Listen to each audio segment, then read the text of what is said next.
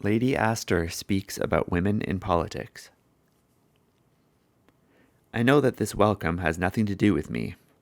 Ever since I entered the Mother of Parliaments, I realized that I ceased to be a person and had become a symbol. The safe thing about being a symbol is this. You realize that you, of yourself, can do nothing, but what you symbolize gives you courage and strength and should give you wisdom. I certainly have been given courage and strength, and I won't say too much about wisdom. My entrance into the House of Commons was not, as some thought, in the nature of a revolution. It was an evolution. It is rather interesting how it came about. My husband was the one who started me off on this downward path, from the fireside to public life. If I have helped the cause of women, he is the one to thank, not me.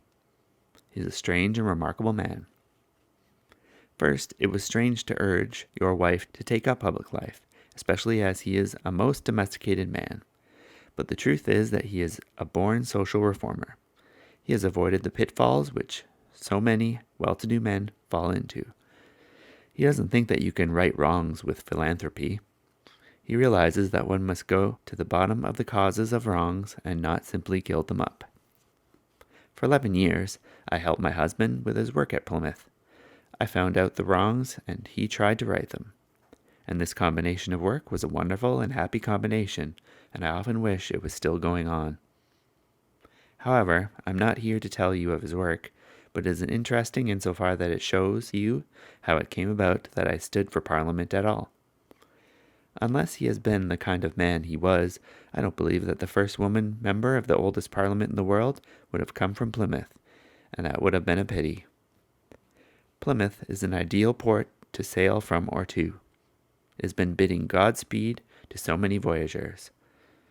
I felt that I was embarking on a voyage of faith, but when I arrived at my destination, some of the honorable members looked upon me more as a pirate than a pilgrim.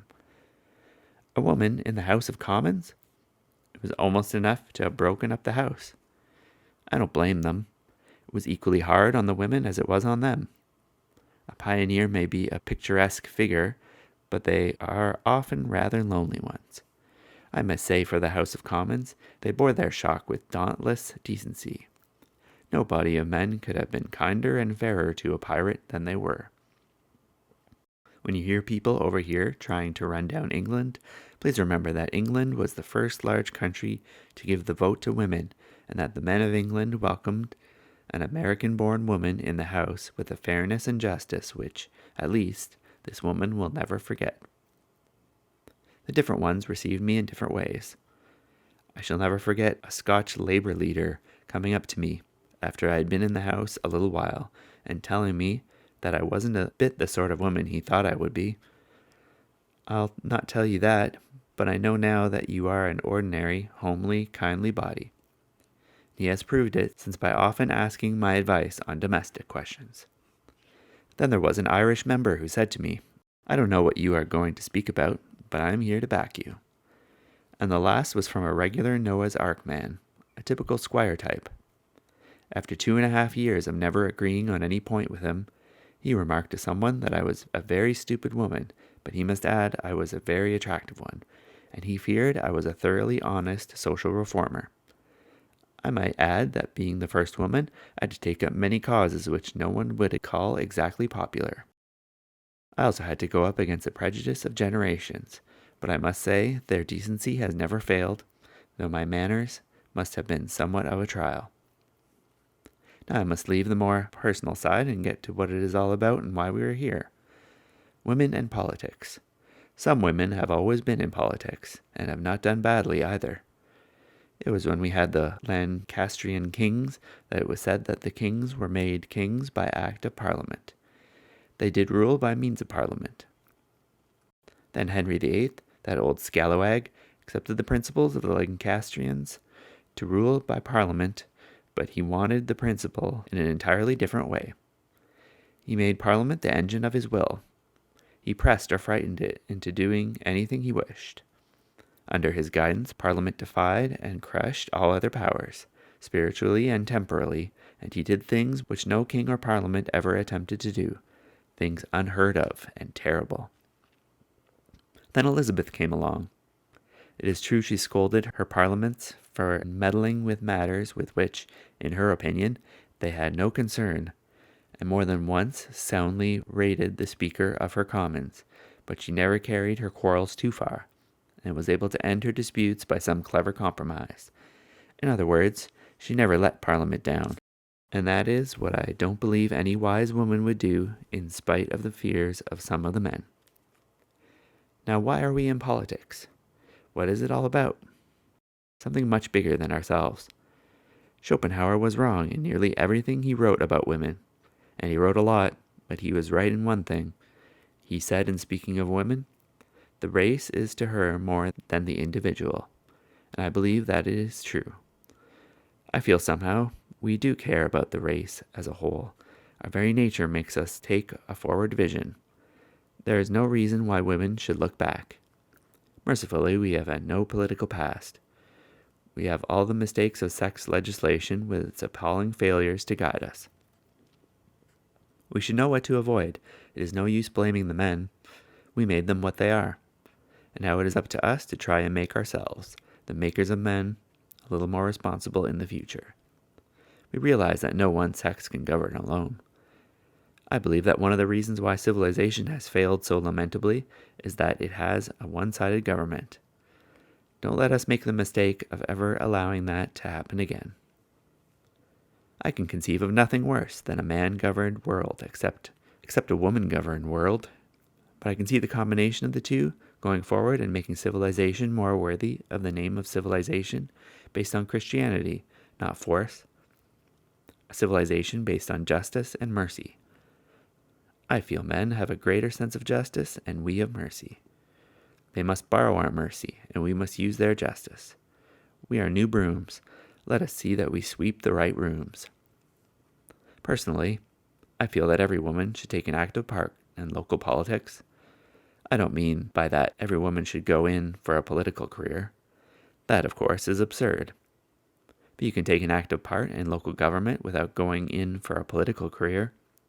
You can be certain when casting your vote, you are casting it for what seems nearest right, for what seems more likely to help the majority and not bolster up an organized minority. There is a lot to be done in local politics, and it is a fine apprenticeship to central government. It is very practical, and I think that, although practical, it is too near to be attractive. The things that are far away are more apt to catch our eye than ones which are just under our noses. Then, too, they are less disagreeable. Political development is like all other developments. We must begin with ourselves, our own consciences, and clean out our own hearts before we take on the job of putting others straight. So with politics, if we women put our hands to local politics, we begin the foundations. After all, central governments only echo local ones.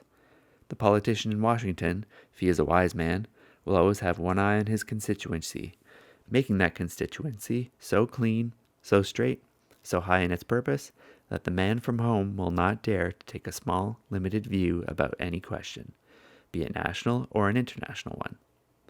You must remember that what women are up against is not what they see, but the unseen forces.